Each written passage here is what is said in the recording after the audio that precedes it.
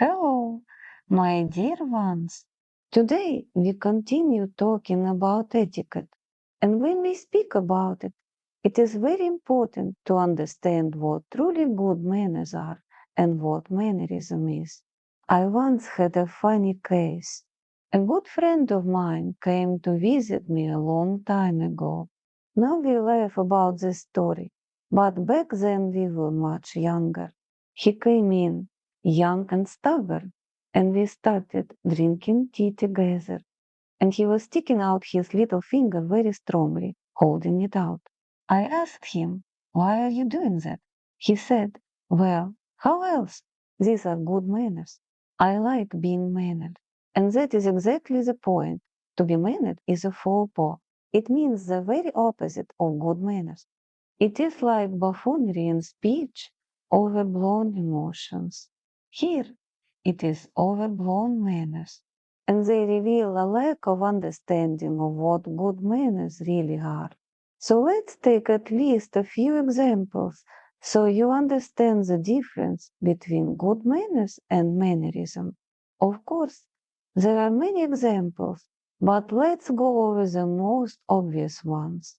First of all, that famous little finger. No, we do not drink like that.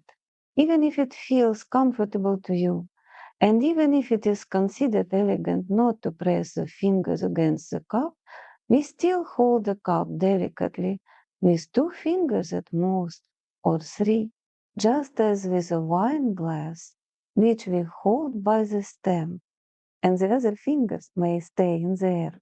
They do not have to press against the cup, the base of the glass, or the stem, but they should then be bent gracefully.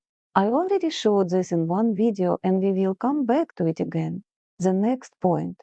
This is when someone takes a wine glass and, before drinking, lifts it in front of the face and begins to examine it in a very mannered way, swirling it around, showing themselves off as a wine connoisseur or as some refined aristocrat who understands drinks. That is not appropriate. That too is mannerism. A glass is properly lifted only to the level of the lips. If needed, you may glance at the wine a little, but no more than that. And mannerism also includes constantly swirling the glass, staring at it, rocking the wine again and again. You may do it once, if it is appropriate, but no more. All this emphasis is, of course, mannerism and a lack of understanding of what elegance and good manners really are. Another similar example is playing with the napkin. This is a whole separate topic, and we will go through it later. But some people almost start making roses out of the napkin or place it on their lap in a very theatrical way, often incorrectly. In reality, the napkin is simply folded unevenly in half. One side remains a little longer. The larger side lies on your lap, and the other side remains available in case you need to wipe your hands and avoid staining your clothes. That is really all. But tucking the napkin into your collar, or women unfolding it on their knees and smoothing it out with exaggerated gestures, or laying it onto the table in a very careful, aristocratic way whenever they leave, that all shows a lack of understanding of etiquette. It is mannerism, and it looks inelegant and rather unpleasant. The next point is posture. Of course, good etiquette assumes that your posture is straight. You do not sit slumped this way or that way. That is not how you sit. But there is also an affected mannered posture. That is when someone sits with the back forced rigidly straight, the neck tense, the shoulders tense, clearly wanting to look aristocratic. In reality, it only shows that the person does not understand what truly good posture and good manners is. Because the difference is this. Good posture means that yes, the back is straight, but you can also see that the person is comfortable that way. It is trained, not produced through tension. What separates mannered posture from natural posture is that the back is straight in both cases. But with natural good posture, The shoulders are relaxed, the neck is not stretched out, and the face is not tense. So yes, sit with a straight back, but do not turn yourself into a rigid stream. That is mannerism.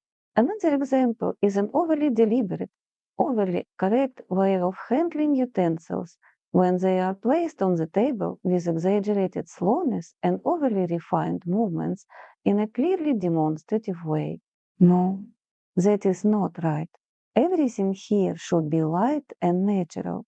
You are not meant to show off that you know how to handle utensils. Another very unpleasant kind of mannerism is speech that sounds as if it came from some memorized melodramatic novel. Certainly not from true classics like Tolstoy, but from something overly theatrical. Sir, madam, would you be so kind? Oh, my deepest thanks. And all these exaggerated expressions. It looks so out of place and even improper. Because if you truly know good manners, you try to express yourself as simply and naturally as possible, but still correctly. And if you thank someone, you do it sincerely. In the same way, an unnatural smile also looks mannered, a smile that is stuck onto the face. Sweet, sweet, painfully artificial. It feels as if not a single muscle may move, as if someone glued it there and dusted it with sugar. And compliments keep pouring out at every possible moment. And those compliments are so empty, there is nothing behind them. Just sweet words thrown left and right, just as sugary as that smile. Even praising things that are not worth praising. Of course, that is mannerism. The desire to seem kind, the desire to seem pleasant. But the result is that the person looks completely ill-bred. Then there are exaggerated apologies for every little thing. Oh, excuse me, forgive me, so sorry. Oh, excuse me, oh, excuse me. It looks dreadful. And the same goes for making excuses for every little mistake at the table or in communication in general. You do not have to be perfect. You may spill something, you may drop something. You are a living person. There is no need to make excuses. You may say once, I'm sorry, and that is enough. Especially, do not over explain.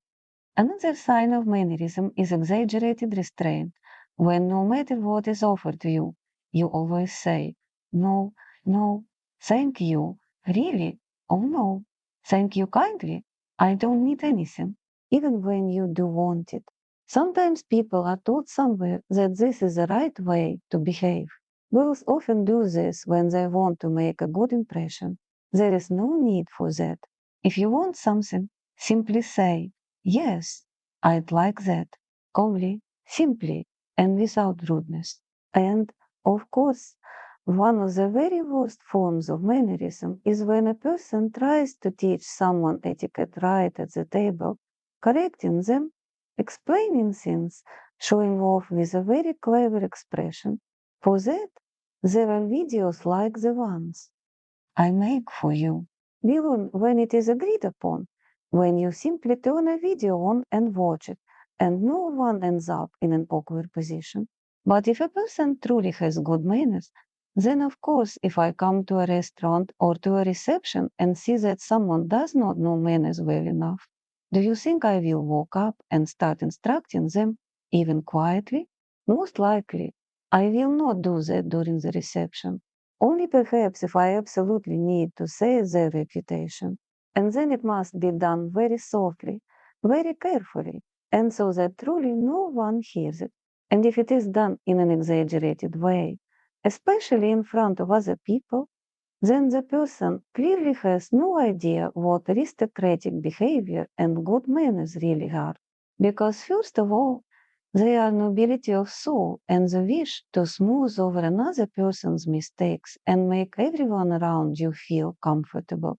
So, if you want a quick test, how can you tell whether it is mannerism or true aristocratic good manners?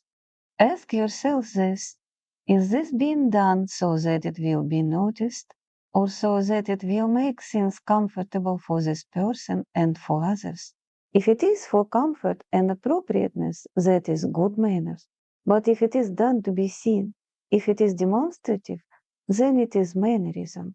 It is cheap and ignoble self-promotion, or perhaps simply ignorance and lack of awareness. That is why learning exists, and anyone can learn if the desire for good manners truly comes from nobility within the soul.